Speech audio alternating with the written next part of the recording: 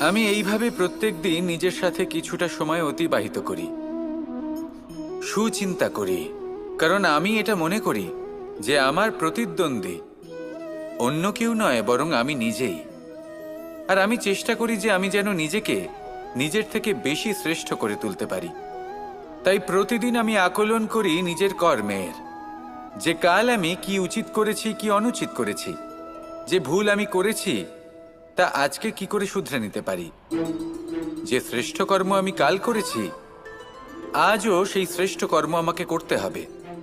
শুধু এই প্রক্রিয়াতেই আমি নিজেকে শ্রেষ্ঠ ব্যক্তি, শ্রেষ্ঠ রাজা, একজন শ্রেষ্ঠ পিতা, পুত্র করে তুলি।